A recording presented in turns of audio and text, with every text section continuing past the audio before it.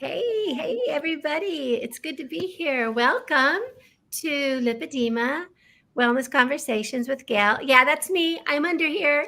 I kind of decided to play, Granny from, what is it, The Wolf? Uh, Little Red Riding Hood, The Wolf. Okay, I'm Gail. I'm Gail. I was going to use my maiden name. God, I am off balance. I'm Gail Straker from Lipedema Simplified. I'm the community manager, and I'm here today with at Lipedema Wellness Conversations with Gail and friends. And my friends today are the delightful Ruth Gaw. Hi, Ruth. Hi, everybody. And Fiona O'Brien. Hi, Fiona. G'day. Hi, and Ruth comes to us tonight from Chicago area. And Fiona comes to us from New Zealand and tomorrow morning or whatever this morning. She's coming to us from this morning. Well, hi, Kylie Lay. Happy Halloween to you too. I know. I said to the ladies, dress up or come as you are. So here I am. But you know what? It's like oh yeah, Fee has bee bobbers on. So this is just going to be kind of a fun, fairly short get together, a chitter chatter about a couple of things that we've been doing and one thing that we have coming up. And so I kind of want to start by just letting my guests, Ruth and Fiona, introduce themselves. And I'll go ahead and start with you, Ruth. If in just a short little blah blah blah, who are you? Well, gosh, I guess I could officially say I'm a member of the tribe of Lipedema Simplified. I joined it a couple years ago when I discovered I had this disease. I actually found it myself just by Googling like all my symptoms and that because I just could tell that something was not right. And but you know, this last 3-day event that we had, this was I think my fifth or sixth one to be at, and it was just really you just learned so much at them, and it's hard to absorb like all of the information. But so yeah, I was diagnosed 2 years ago with stage 2 lipedema, and so I've been to, I have a lymphatic therapist, and who's unfortunately moving to Tennessee next year. So I'm already getting nervous about that. I'm sure. Yeah, her daughter is going to be going to college down there. So I told her she's not allowed to leave Illinois. She's just fantastic. I mean, I can't even say enough about when you find the right therapist, just how much of a difference that makes. She's like in my corner. She's my, advocate with getting the lymphatic pump and, working with the doctors. And I mean, I'm so blessed. I can't even say that I could have asked for a better segue into this whole lipedema journey. Right. So it's like if you were to have sat down and said, I want, like, it's like, okay, this is what I want in a lipedema specialist, lipedema massage therapist. And you wrote up the whole list down and you look at it, she has much more on her list than that. Yeah. She was trained by that. What is that? Klaus or Klaus? Close. Because after the fact, I didn't know this to look at that at the beginning, obviously. But when Leslin or somebody put out that list of how to find a therapist, I'm like, oh, I'm going to go look for it, but I don't know if I want to look for her, And her name is Dawn, and Dawn was right there on there. So I'm like, that's what I mean by being blessed. Like, Yeah. how could I have just kind of ventured into that? And it's just a God thing. And she's just so on top of.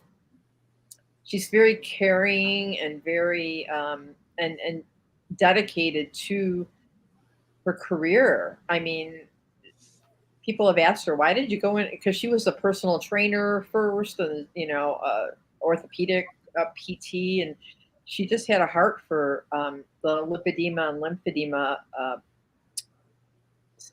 topic. And she, like I said, I'm almost like speechless. She's just so wonderful. Oh, that's so good to hear, Ruth. Thank you so much for sharing all that, because I know that our care providers are just they make all the difference in the world. So I'm grateful that you have Dawn. Yes. I'd also like to introduce Fiona O'Brien. What have you got to say for yourself, lady? Oh, nothing. Nothing. So me, next year, my husband and I talked about this the other day. Next year, I celebrate 10 years diagnosis. Wow. And, we talk about that, how some women get sad, some women, it's really hard. And Jeremy said to me the other day, we were watching the Heart to Heart, he goes, you celebrated because finally you understood why you battled and battled and battled. Yeah. And, and I do remember battling, thinking, what's going on here? And so 10 years next year. I want a certificate and a badge for that, please. You just keep putting that in my bonnet. You just keep putting that little bee in my bonnet. Yeah. I'll get you a certificate and a badge. I'll figure it out. Well, congratulations. That is a weird thing to say, right? Congratulations. You've known you've had lipedema for 10 years. Congratulations, Fiona. But wait a minute. We've been talking about something about those 10 years. And Ruth, how long have you known you've had lipedema? A little over 2 years. A little over 2. And I've known I've had lipedema for, the math escaped, for 4 now. And what is it about knowing that you have a lipedema, and as the time goes on, what happens? What is it that changes? Why can we celebrate that we've known we've had this for 10 and 4 and 2 years? And why can we celebrate that we've known it for that length of time? What do you think? I can speak to that. Oh my gosh, I hate to cut you off there, but I mean, when I found out that that's what I had, I just remember like practically wanting to shout it to the world. I was sending everyone Catherine's, you know, documentary and finding pamphlets and look at, and what it did for me is I was able to say, that's why whatever dot dot dot. That's why. I mean, I found myself. I used to tell people I feel like I'm wearing cement boots when I walk, and I don't know what's wrong. And um, I knew something was wrong, but I also have a lot of just typical obesity too. I've lost over 200 pounds, and have quite a bit to go, but that's the lipedema too. But I just always chalked it up to that, and so I never really sought medical attention because of all of the bias in the medical world and being treated kind of not so nice by doctors, and so I just avoided them. So I never really tried to get to the bottom of, because I knew no something. Mine was like kind of really got into full force like in menopause, when I was in menopause, and I'm like, okay, I'm at the same weight I was, but why don't any of my pants fit anymore? I knew something was wrong, but um, like I said, I just used to tell people I feel like I'm walking with cement boots on, and when I found out exactly what it was, and just all of the descriptions of what the symptoms are and what people go through, I was just like I breathed a sigh of relief because it just explained it. I mean, the fact of the matter is I have it. So finding out what it is a good thing. You know, it didn't make me have it by finding out the name lipedema, you know. Yeah. You know, so I don't know. I'm sorry. Like, as you can tell, I'm just really excited about knowing. Right. And it's pretty interesting because as you said that, hey, I already have it. So maybe I can celebrate knowing I have it. Right. And so we have people on here who just found out that they have lipedema. And I'm going to come back to you in a minute, Fiona. I know it's like, I want to say a few things. We have quite a few people here today. We have 31 in the audience, which, hey, that's very awesome. And I want to tell you, these two women pulled it out. I said to them yesterday, hey, you want to be, who wants to come over here? And here they come. And they come onto my show. And usually I have it set up for months in advance. It was like 24 hours. I love you. Thank you so much. But we have people from all over the world. I can see that we have Kylie Lay is here. Julie Stewart's here from North Carolina. And her husband, Carrie. Cecilia's here. Donna's here from New Hampshire. Anne Marie is here from New Jersey. Cheryl Jones is here. Be humble. Oh, that's a sweet handle. And yes, I love my outfit too. Which is like a son of a gun. And then we have Julie Rosas here from Camarillo, California. Kate is here, and this is the one I wanted to bring up. I'm going to put it right down at the bottom. It says, "Hi, just diagnosed this last month. Stage 1.5. Lipedema in my upper arms, lower legs, hips, upper arms. And what percentage of improvement do you think can be made with conservative treatments?" We're going to address that in a minute because I know both of these women have had improvements with conservative treatments. So we'll come back to that question as soon as I get to saying hi to everybody. Fractal Beans is Elena. Hi, it's good to see you. Agnieszka's here. She's from the UK. She's from Wales. And yes, you're a star as well, Agnieszka. And then who else do we have coming down here? Aileen Navarro from Puerto Rico. And it just continues. I mean, everyone's here today, and I'm so glad. Karen's here from Michigan. Karen Priestman. Hi, Karen. She was at the event this weekend as well. And I see a lot of names who are here this weekend. Now, I want to open up this question because I think this is part of Fiona's celebration of 10 years. She's been doing conservative treatments for 10 years. Yes, Fiona? I have. Yes. Fiona, I'm going to let you start addressing this. Thank you. So when I got my diagnosis almost 10 years ago, there was no help for me. I didn't find lipedema simplified until a few years back, probably just on that COVID time. So I was going it alone, and I'd gone to the hospital and got my compression stockings, which I'll just refer to as stockings now. And one of the things they said was about looking after my skin and making sure I got moisturizer into it because it was a bit cracked. And on certain parts of the body in summer, you get splits and sweats and stuff, and you've got to make sure that you keep on control of that and make sure it's normal skin. You heal those wounds because you can get infections and stuff. So I was doing all that and wearing my compression. And I remember initially the physiotherapist, which is the part we went to in our hospital, she said to me, just shook her head at me. She said, "You probably won't wear compression."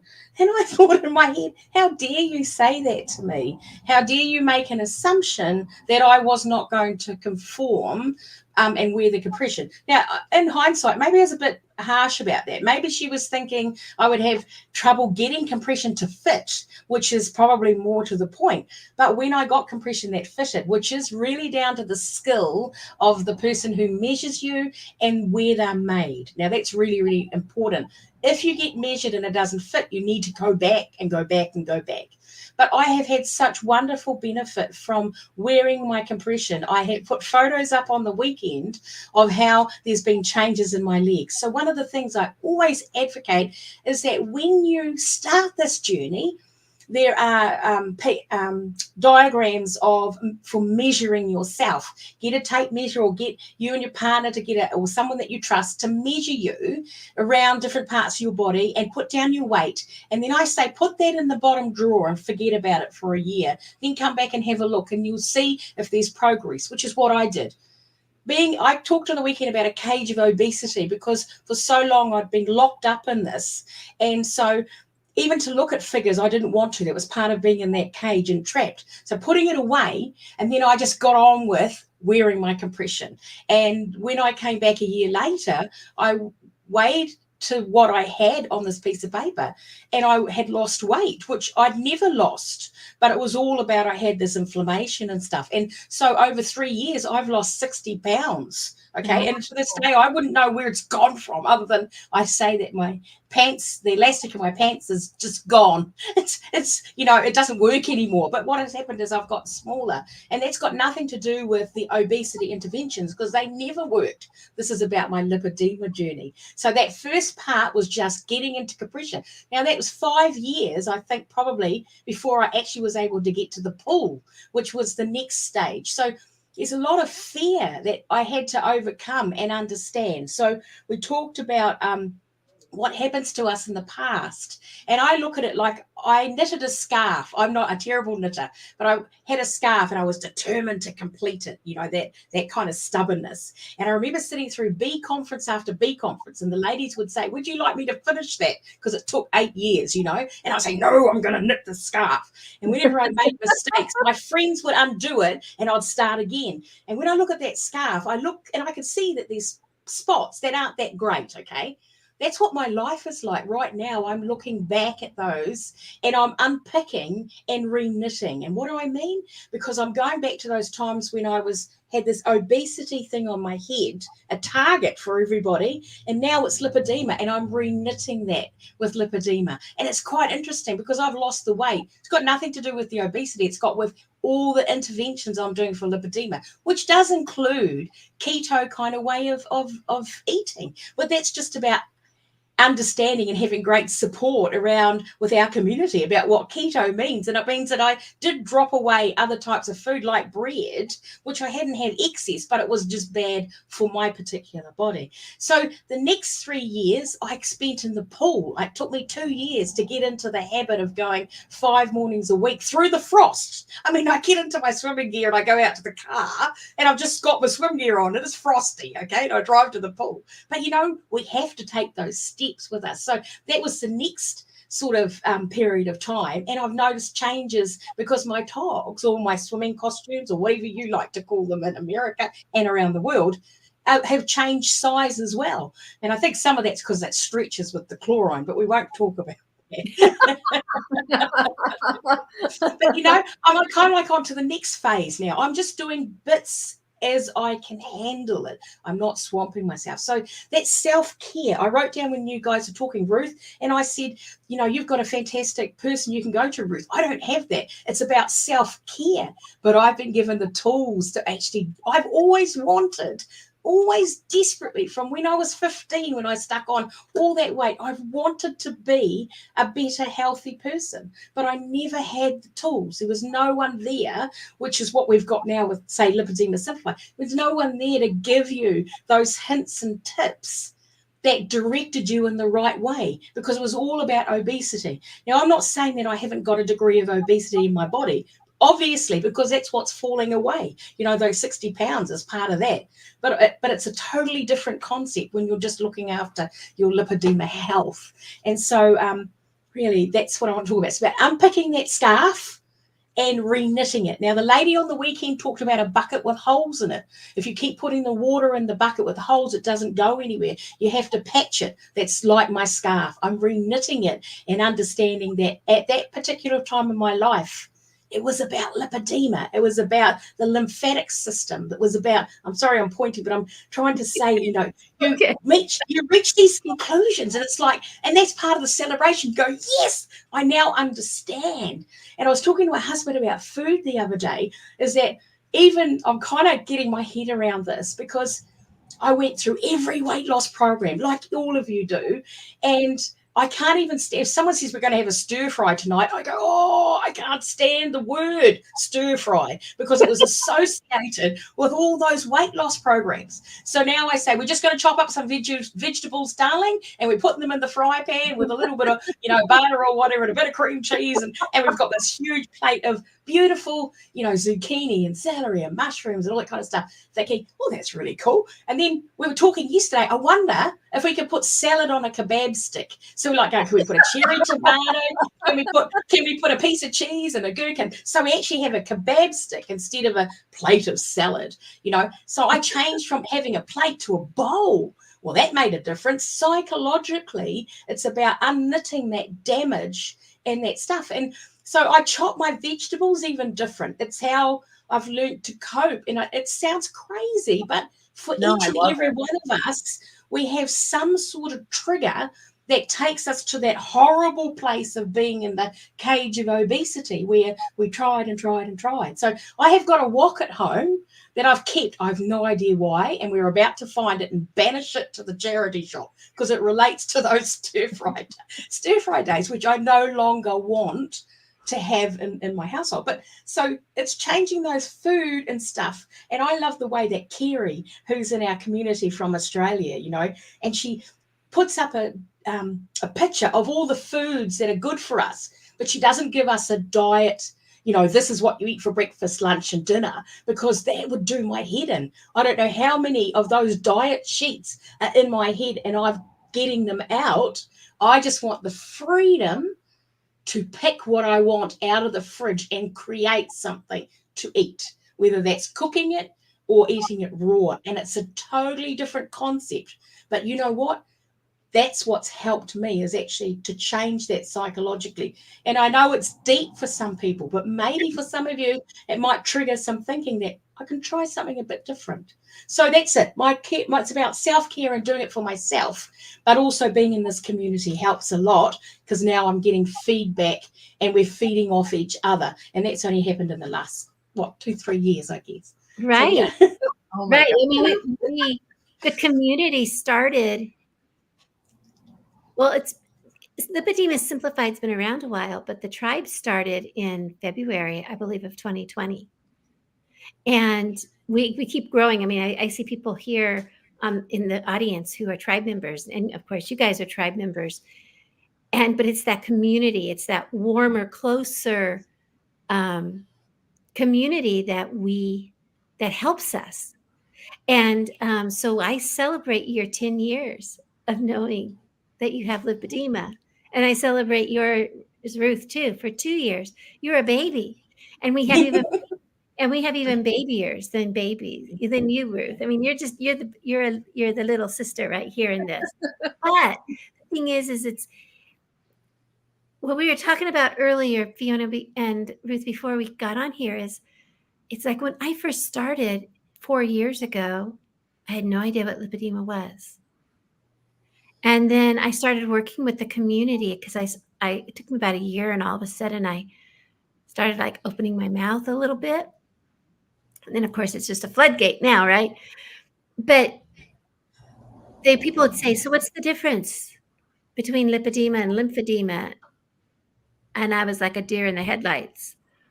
Oh, I don't know. Got to learn, right? So what I suggest to people do, instead of asking me, what is the difference between lipedema and lymphedema?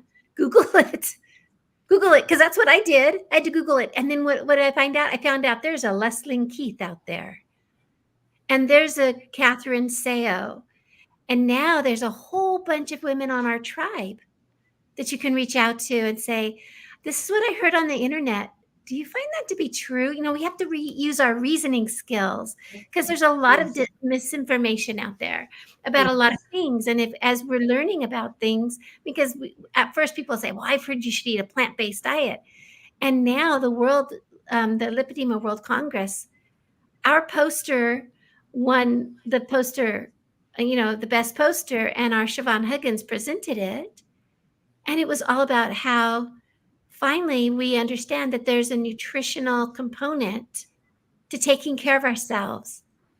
And it leans toward the low carb and ketogenic way of eating. In that self-care, like you say, now you know what foods you need to eat. You're not dieting. You just know this list of foods that are beautiful and fresh and that you can eat from, and you create your own meal out of there. And it is the way that Carrie teaches us, isn't it? She's a nutritionist from Perth, Australia, who works with us. But it finds us in a different place right now. Lipedema found us we found it, and we didn't have any info, and now we do. So I have to honor everyone's journey, whether it's a 1-month journey. We had women coming on to the Heart to Heart event on this weekend. We had the 27th, 28th, and 29th. We had a Heart to Heart event. And Fiona and Ruth are two of the lovely heart guides who played around in there with all of us. And we had people who were coming in who were diagnosed the day before. Yes. Or who had just heard the word the day before or that week. Hungry for knowledge, scared. What the heck is this? What do you mean it's not my fault? What do you mean I can't do anything about it? And that's where I say, wrong. We can do something about it. And so, yes, this is a continuation of the question that we brought up. Do conservative treatments help? Absolutely. Yes. Absolutely. Yes. Conservative treatments can not only help slow the progression, they may be able to help stop the progression. And I have heard people say it's reversed. It's reversed the progression. So whatever that means, I mean, I don't know about sorry, my head itches. I don't know what it means to reverse progression, but like go backwards, like maybe it's gotten better, right? And I think it really depends on how diligent we are in just doing one thing. Yeah. In our self-care. And yeah. I think that one thing starts with putting yourself first for a minute. Say, okay, I'm worth this. I think that's kind of one of the very first things that some of us have to do is say, no one else is going to fix this for me. I might not be able to fix it, but I can live my life better. Gail, I think too that a lot of the times in the past, under the obesity categories that a lot of us have been through, we have tried to fix it, but we had the wrong tools. The tools were for obesity intervention, which is quite different from lipedema. Lipedema is that stubborn sort of fat that's sitting in those areas. And I remember watching one of the fat disorder research presentations where a plastic surgeon, I think it was, or a bariatric surgeon, had put up photos of women that had had bariatric surgery, and their top halves had shrunk to normal, right? And everywhere else that where lipedema fat sat stays there. It might reduce or change its consistency a bit, but that essential definition is still there. And so I believe, okay, so we work on the lipedema health of ourselves, and those obesity things seem to sort of just work their way out, like losing the weight that both Ruth and I have lost. But we're left with that lipedema shell, essentially. And I think it's about being body fit. So I've heard of people that talk about, we're just going to have surgery that will cure it. And I'm like going, well, hang on a minute. This is a lifelong disease, okay? So you may have surgery, and we know that at some stage in the future, there's an opportunity for that to re-establish itself, for want of a better word. But so we have to be lipedema body. And I think of surgery as they say for younger people, get it done sort of thing early. But when we're getting to my age and this established body, I think it's about working on all those interventions so they become second nature. In other words, when I get out of the bed in the morning at 5 o'clock, I get out, I go to the bathroom, I get my swim gear on, and I go to the pool. Now, in a normal person's life, people are active. So they're doing exercise in that respect. They will go for walks, go for a gym. The only thing I can do is because of my body and my mobility issues and stuff is the pool. So I've already cemented an equivalent to a normal person. They're keeping fit. I'm keeping fit. Okay, lipedema fit, all right? And so it goes with all these interventions. And I think we need to do those, then be saying, okay, I've managed to work on that, get that body fit in that way. Now, do I look at the surgery? Is it applicable? Okay, that's for us that have been established. If it 1 and 2 stages, they recommend you get it and you can get it.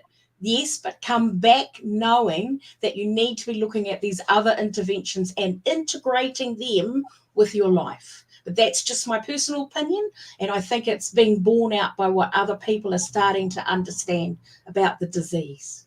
Right. And I do know that we have Juanetta here, and Juanetta is one of our well-known community members of the lipedema community. And we know that she's had surgery, and she's had and she's going back for more. She's not done, but she says surgery is no cure. It's a treatment for a symptom. You need conservative measures for life. And so I know that women who have had surgery still wear the compression, and they still have to eat a particular way, and they still have to have the manual lymph drainage. They still have to get in the pool. They still have to do skincare. Everything that we do before or without surgery, we have to continue after surgery. And so because of that, Juanetta uses the right word. It's a treatment. Surgery is a treatment. There is no way that the surgeon can go in and remove every single lipedema fat molecule, right? It can make a huge difference. But it's also very, very important to know that with surgery, you need to find a reputable surgeon who knows what they're doing with lipedema. You also have to realize the results might not meet your expectations. I mean, they might be more than your expectations, but they might not meet your expectations. You also have to know for some of our community members who have had surgery, they've had as many as 9 surgeries. It's not like you go in, they remove the lipedema fat, and you're done. And that's not what it is. But I'm not speaking against surgery at all, not at all. And for those who are able to get the surgery and that it makes a difference in their life, I am so grateful for you. But the healthcare, the personal care has to happen before, and it has to continue after. For the surgery to be successful, you have to be able to continue to care for yourself. I mean, Gail, I would love to have surgery on my arms. My arms are incredibly, one is worse than the other, is incredibly big, okay, and is down. Now, the reason I would do the surgery is not cosmetic. It's because when I open the oven, I'm absolutely petrified of burning my arm on the oven door. So there's things like that I think are a health and safety issue. And that's quite separate than wanting to have a size, 8 body or something. I'm just talking about the practicalities of that and the fact that there's so much weight in them, which is impacting on those joints as well. So it's a bit heavy, but there's other parts of my body where, okay, that's fine. I'm not worried about that. If I was able to only choose one surgery, not the 7 or 8 that some of them are able to do, which is fantastic for them, then it would be the arms, just the weight in the arms. Yeah. And for me, I was talking to Aunt Sandy the other day, and I said, after this weekend, and listening to some stories and hearing about surgeries and things like that, which we don't talk about very often. We talk mostly, I shouldn't say that. We don't promote surgery. What we promote is self-care.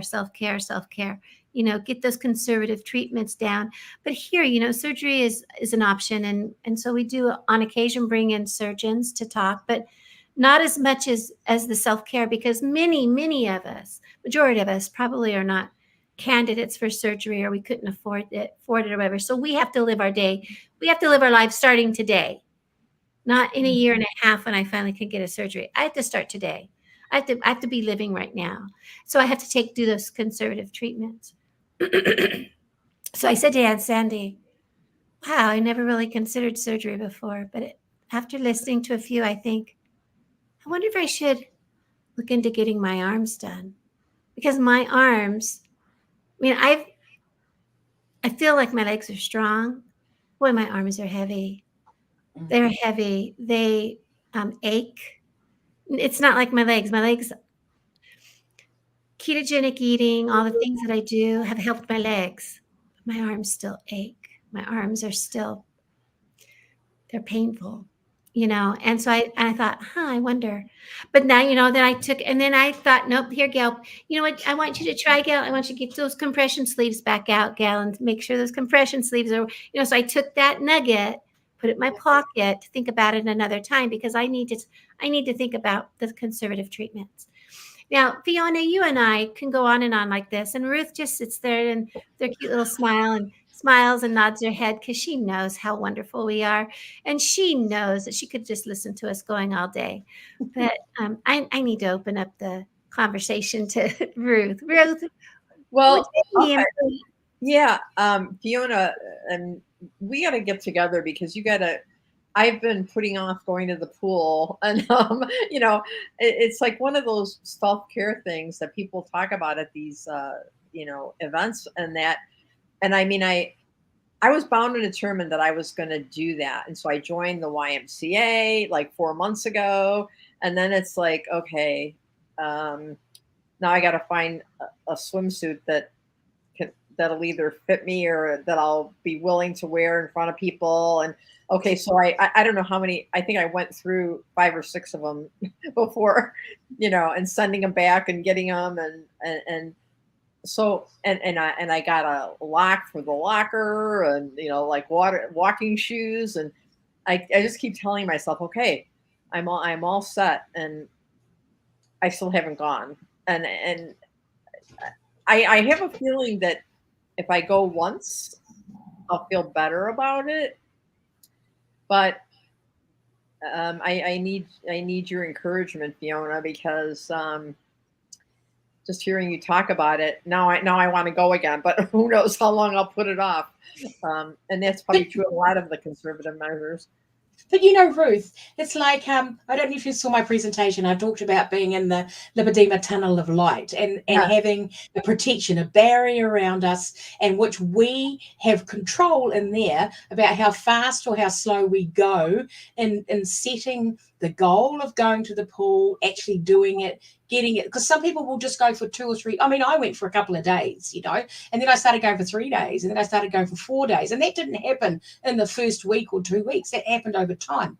And we had COVID. So we were restricted in lanes, and there was all sorts of things. But, this, what you've just outlined that you've done is actually part of those baby steps.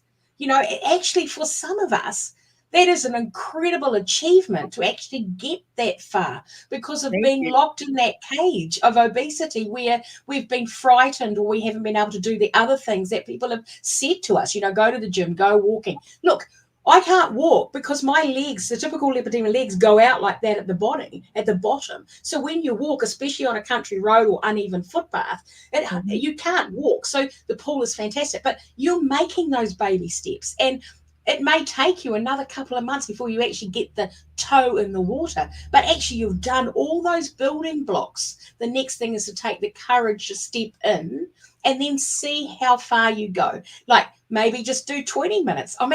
It's hard to jack me. When I say jack, I'm saying get me out of the pool after an hour. I'll say, I'm only going to go for half an hour today because I'm a bit tired, and then I'm like going, oh no, it's an hour. I still want to be in here. And it'll be like an hour and a half. And then I'm getting out. So, you'll get there. But just remember, it's okay to give your permission to your body and yourself to do it in small incremental steps.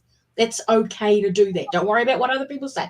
This is your journey, and you need to take it as you take it so that you become committed. It becomes familiar, and then it's part of your routine. Then you don't want to leave it behind. Thank you. That because sometimes I get into the defeated mode and I feel like a failure if I don't follow through on things. And thank you. That's a really powerful it's a really powerful moment there, Fiona, when you said you have already done all this work. You've already taken so many baby steps, right? And I find myself, what happens is I'll do something for a good long time. I wear compression sleeves. Fiona wears compression sleeves. Someone asked if we do. Yes, we do. I should say I did. I have them. I have my compression sleeves. I don't wear them as often as I should. So what did I just do there to myself? I don't wear them as often as I should. Is the wrong direction of the question of the statement. I wear them as often as I can. And there are some days I can't wear them. I just can't. But I wear them as often as I can. And so if you go to the pool I haven't gotten into the pool yet either. I'm ready. I got my togs. I got my shoes, right? I don't have a pool. But I had a pool outside all summer and I didn't put my body in that one time. I have all the stuff. So I did all those steps. Now I want to find a pool. And I have a friend who said to me, I'll give you a tour of the pool I belong to. And I'm thinking, okay, cool. And then she goes, when do you want to go? I said, I don't know. I'm pretty busy right now. Let me find some. See, but I got a friend who's willing to go with me. So that's a baby step. Mm-hmm. Next thing it's going to be, I'm going to take that tour. That doesn't mean I'm joining. I'm going to take that tour. As soon as I find the space, right? And then I have Sue Chanette lives 13 miles from me. I haven't seen her. She moved here in August. She's a member of our community. And I keep saying, and I'm an quote unquote extrovert, guys, right? Not really. I kind of hide away. And she says to me, well, when are we going to get together? And I keep thinking, soon. Now that Suze, who's listening to this, hears me telling the world, I'm going to make it a point in the next 2 weeks to go and see Suze. And I'm going to make it a point in the next 2 weeks to take that tour. That's what I'm going to do. Now, if I do it, I do it. If I don't, I did what I could. Because each one of us is so busy tearing ourselves down for not doing what we think we should. We don't do what we can, that we're doing what we can each day. And this is your lipedema journey. This is the one, this is where we actually have the advantage, because all the people that locked us in the obesity cage were all these knowledgeable people. I tell you what, there's no one around with very much knowledge. So we are setting the trend. So if they say to us, we're doing this for our lipedema journey, they go, oh, okay. Why? Because they don't know. So we can do whatever we want in that respect. So this is the freedom to actually explore and go about these things, taking those little steps. I mean, the other thing I did was when I go to the pool is I remember years ago, one of the weight loss things, they said, when you get certain goals, you reward yourself, right? Well, I had no idea what a reward was other than maybe a bit of food, a nice meal, it wasn't going to happen. But what I do is I have a pool bag. Now, it's not some fancy bag. It's just one of those plasticky type bags that you get from one of the shops, Mine's got, would you believe it, Plan B on it, B-double-E. Save the world, it's about bees. But anyway, in my bag, is an old plastic soap box I got when I was a kid, and in there is one of the best soaps I could buy at the chemist, one of those triple milled, really nice big chunky soaps. It's got a beautiful scent to it, right? Now I know some people can't take scent, I get it, but you find your own soap. So when I get out of the pool and have my shower, I've got this beautiful soap in there. I've got a beautiful body wash that's got, what is it, the sea salt. We talk about soaking our feet. What's the I'm talking about. Yeah, Epsom salts. It's an Epsom salts I found at the chemist, or your equivalent of wherever you go to get nice things, was a body wash that's got that Epsom salts in it. So, sometimes I get out of the pool and I think, oh, I'm just going to wash my hair. So I've got my shampoo and conditioner. Other days, I'm going to do a sea salt. So I'm treating myself for having been in the pool with this beautiful body wash. And other times it's my soap. So it's about what we can do, those sorts of things that were good things from the past. We can integrate them with our care, but in a different way. So that's another thing, is how will you get your pool bag together? Some people just go home and get a shower at home. So I'll tell you this story. Sorry, I'm taking so much time. I got 5 microfiber towels and I sewed them all together so that when I came home from the pool, I could wrap myself up, because I tell you what, we gather lots of water in our creases and stuff. And when we get in the car, we leave puddles, right? So I wrapped myself up in this big towel and I got into the car and I still left puddles. And I thought, nah, this isn't going to work. I'm going to have my shower at the pool. So when I take my togs off, my swimwear off, I take it off. There's just water everywhere. I don't know where it accumulates itself. But anyway, so and I have a nice fluffy towel in my bag as well. I've got a couple. So when I come home, I switch them out every day and I've got, nice fluffy towels. So that's about a bit of a reward. I mean, carrot and stick, I suppose you could say, but I actually feel really happy. I've actually had a really good workout in the pool. My body feels great. I've taken the weight off my joints for an hour, and then I treat myself when I get out there. So it's all sorts of things. Other people will have other ideas, and you know what? Let's share those ideas so we can all help each other. Yeah, let's do that. Oh my gosh, Fiona, we are getting all kinds of messages in the comments. I can tell you, we've had as many as 50 people on this call. Fiona, you and Ruth are champions to me. You really are. I know no matter what happens, I can reach out to you and you will brighten my day. Before we go on, I do want to, because we've already been on this call for almost 15 minutes. And Fiona's like, I just got out of bed. But one of the things that I want to say is that we had a tremendous time this weekend at Heart to Heart. I see a lot of people. Ladies, if you're out there and you went to Heart, throw in some hearts for Fiona and for Ruth. And if you are on YouTube, you're going to have to use a thumb up. We know what that means. We know you love us if your thumbs go up. But what I want just quickly, and I'm like, oh yeah, right. Quickly doesn't work when we're talking. So not too slowly. How's this? Share with us what it meant to you this weekend to be a heart guide, because you really made the difference.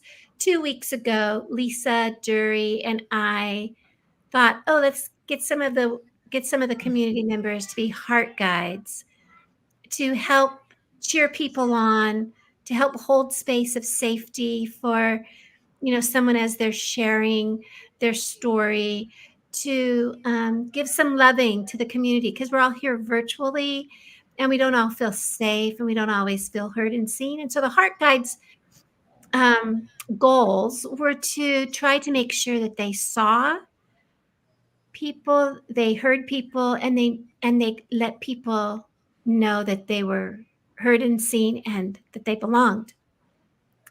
And so what did being a heart guide give you this weekend? For me, I was going to say it gave me power. But the it actually helped me. I was really grateful that you asked me because it kind of gave me something to just really, during the 3 days. I mean, I normally don't put a lot of stuff in the chat, but I was like, cheering people on and putting tons of hearts and like private messaging people. And it helped me too. And so it was really kind of inspired that idea because and then in the breakout rooms, um, when they're problematic, it's usually because everybody's just kind of sitting in there staring at each other, or one person takes over the whole conversation. And it's hard when I kind of jokingly say it's because the inmates are running the asylum, because Right? there's no just rhyme or reason to it. And so it just, and I tend to be kind of introverted, so I usually don't start the conversations in the breakout rooms, and sometimes because of that, I don't get a chance because somebody, else takes over, or what have you. But I just think that there was a lot of new people, so they don't know the difference to not having a heart guide in their room. But I think that it just made a difference for the flow of the rooms and the opening up and the sharing. I think that they were much richer because somebody was sort of had their palms and their hands like around the people, just almost like hugging them constantly. It was definitely made a difference. I love that. I love that vision of you were holding palms and hands were around, holding them safe. Oh my gosh, Ruth, thank you. Fiona, would you like to expand on that or share your thoughts on that? Well, I thought that just gave me a migraine, but we might talk about that. I just had some early morning starts and 3 a.m. and trying to concentrate on all of that took a lot. You know what? I was in the privileged position of being asked, and I really can't expand on anything more than Ruth has said because I think she eloquently summed up what I know what I was feeling. So I don't want to contribute anything to that because I think it's beautiful. I think what she said was absolutely beautiful. Thank you. Thank you so much. We're going to be signing off here shortly. I know I said that before, right? But I do thank you so much, Fiona, and thank you, Ruth. Before we go, I want to share with the community about the next event. It's an event, I guess. We're going to have a webinar. And the great thing about this webinar is and we're not going to discuss it here. I'm not discussing this stuff here because I'm going to wait. One day, a few years back, I said I had a pelvic floor specialist, and that's how this all started. Being that we're all women, even men have pelvic floor situations, and so do children. But being that we're all women, and many of us have gotten past the age 30 or 40. Some of us have gotten past the age 60, some 70, some 80. But we find that, our pelvic floor, there's a thing about, sneezing and then going and changing our clothes. So we decided that the amazing Angeline Petersen, she's a pelvic floor specialist. She's going to come in on this coming Saturday at November 4th at 5 p.m. Eastern, and she is going to give a 90-minute talk and teach us some pelvic floor exercises and listen to you. Hello, you. Sorry, Halloween is happening, you guys, at my house. Anyway, so she's going to be coming. It's going to be Saturday, November 4th, 5 p.m. Eastern. I am going to put. You did scare Grandma. I'm going to put the link to register in the chat. So please just bear with me as I copy that and I'll paste it in there. And I have to take that off, or we can't open it. Let me see. Okay, I'm putting it in the chat. Click on that. If you haven't registered for it, please do register for it as soon as you can. Let's get those. Let's know that. Let's let Angeline know. If we've got 300 or 400, 500 people in there. But what's going to happen is she is going to discuss all how the pelvic floor works. And she's going to give us exercises. And as you can tell from what Fiona says and what Ruth says, the more knowledge you have, the better you are to take care of yourself. And that's what we need to do. We're responsible for our own health journey. So please make sure that you get a chance to register for that. Even if you're not able to attend, register for it. It is free. And you can then get the replays. Now, with that said, I'm glad everybody's been here. I love all the questions. There are more questions than I could even questions and comments that I could even start to read. And still pay attention to Fiona or to Ruth. I had to keep one ear on you guys and one eye on the comments, and I just got kind of overwhelmed. So I'm so glad everybody's here. But I always end my my Tuesday nights with asking my guests if there was one message that you would want echoed around the world, what would it be? Oh, I stumped them. Am I frozen? Are you guys still there? We're here. Okay. You can always come back next week and say another message if you put something later tonight. Well, how about I go first and then Ruth can close us off? Oh, because she's so beautiful. She opened for us. I would say it's your journey.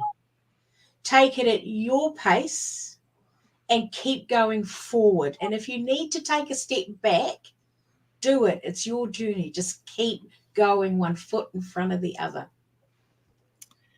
Oh, thank you, Fiona. Ruth, is that what you were going to say? That's exactly what I was. Actually, I can't say that because Fiona taught me that tonight. So I'm going to take that with me tonight. But the biggest thing that sticks out for me all the time is, number one, just rejoice on the fact that you're not alone, and you've found a home and you found a family, and don't hesitate to just reach out to it and just know that this is a work in progress, and we're all pioneers. We're all pioneers in this journey. We are. And I think what I would like to end with is celebrate how long you've known you've had lipedema. That's a new one, celebrate it. Celebrate that that you now know that you have lipedema and how long you've known it. Because like Fiona has said, it's your journey. This has been your journey.